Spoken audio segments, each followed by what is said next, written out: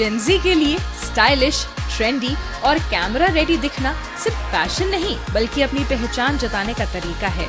नया hair cut, hair colour और makeover पर युवा खुलकर खर्च कर रहे हैं।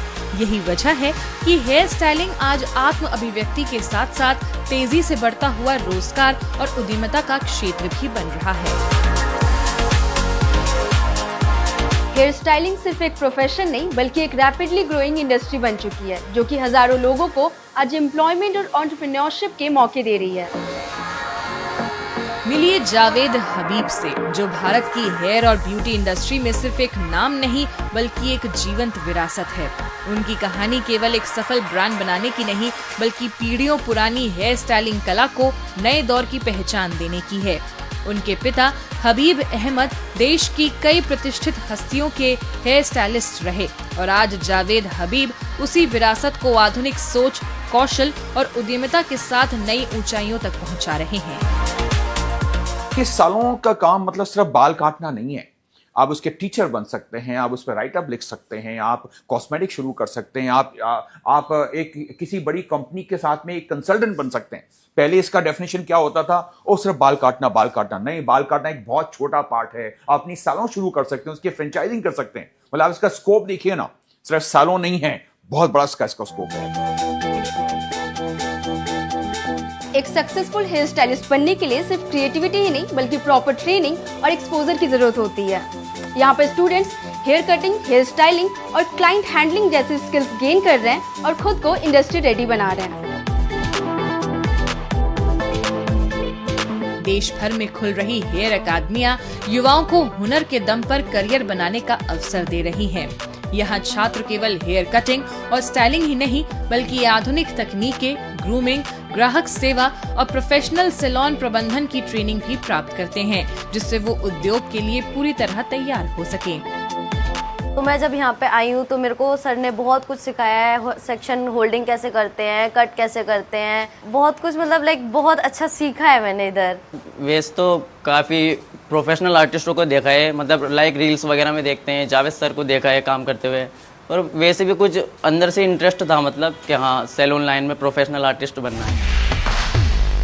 बढ़ती कार्यशील आबादी, दोहरी आय वाले परिवारों और व्यस्त जीवन शैली के कारण प्रोफेशनल ग्रूमिंग सेवाओं की मांग तेजी से बढ़ रही है। लेकिन भारत की हेयर इंडस्ट्री की कहानी सिर्फ सैलून तक सीमित नहीं है। अब स्टार्टअप्स की नई पीढ़ी बालों को ही एक मूल्यवान उत्पाद में बदलकर इस क्षेत्र को नई दिशा दे रही है। हेयर इंडस्ट्री की कहानी सिर्फ सिजर्स और स्टाइलिंग चेयर्स तक ही सीमित नहीं है। इसके पीछे है एक पूरी इकोनॉमिक चेन, जो कि रॉ मटेरियल से लेकर के फाइनल मेकओवर तक का सफर तय करती है। और इसी चेन का एक इम्पोर्टेंट हिस्सा है हेयर एक्सटेंशंस का बढ़ता बिजनेस। ऐसे ही स्टार्टअप्स में से एक है हेयर ओरिजिनल्स, जिसकी स्थापना 2018 में जितेंद्र शर्मा ने की थी। 100% प्राकृतिक बालों से बने हेयर एक्सटेंशंस और विग्स के जरिए ये कंपनी युवाओं को अपनी पसंद के अनुसार नया लुक अपनाने का अवसर दे रही है। सोशल मीडिया और बदलते फैशन ट्रेंड्स ने इसकी मांग को और बढ़ाया है। अब जाके लोग बालों के साथ भी नए नए एक्सपेरिमेंटेशन कर रहे हैं। अगेन ये सब कुछ वेस्टर्न वर्ल्ड में होता आया था, अब ये धीरे धीरे हमारे इंडिया में खास तौर से हमारी जेनजी ऑडियंस इसको और ज़्यादा अडेप्ट कर रही है। इस कहानी की खास बात सिर्फ उत्पाद नहीं बल्कि इससे जुड़ा रोजगार तंत्र भी है। हेयर एक्सटेंशन ग्राहकों तक पहुंचाने से पहले कई कुशल हाथों से होकर गुजरते हैं। स्थानीय समुदाय की महिलाएं सफाई, छटाई, प्रोसेसिंग और तैयार करने जैसे कामों में जुटी हैं। ये पहल उन्हें आय, आत्मनिर्भरता और नए कौशल हासिल करने का अवसर दे रही है। इंडिया से लगभग 12,000 करोड़ रुपए का पर मंथ हेयर इंडिया से बाहर जाता है।